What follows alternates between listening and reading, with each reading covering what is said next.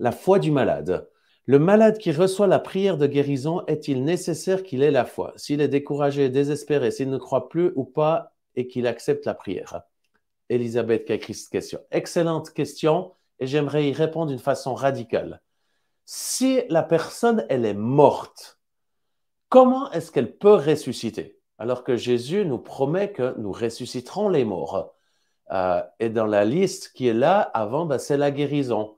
Et c'est la même puissance, la puissance de guérison ou puissance de résurrection. Donc, si quelqu'un est mort, est-ce qu'il a la foi? Évidemment que non, il est mort. Donc, c'est la foi de qui est agissante? Eh bien, voilà, c'est la même chose pour la guérison. Prions pour des milliers de personnes chaque mois.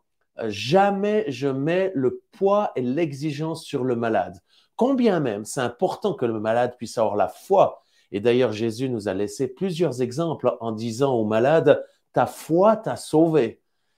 Donc la foi, elle est agissante et c'est cette foi qui attire le regard de Jésus, qui attire la puissance de Dieu pour la guérison. Mais il se peut qu'il y a des personnes qui n'ont zéro foi. La bonne nouvelle, c'est que vous avez la foi. J'ai la foi. Quand je prie pour les malades, j'ai la foi, même si la personne en face de moi n'a pas la foi, pour que Dieu, dans sa grâce, dans sa miséricorde, puisse la guérir. Donc voilà, cette foi est un ingrédient essentiel, mais c'est votre foi ou la foi de celui qui prie qui est essentielle. Et puis des fois, eh bien, on n'a pas vraiment la foi en étant tout à fait honnête.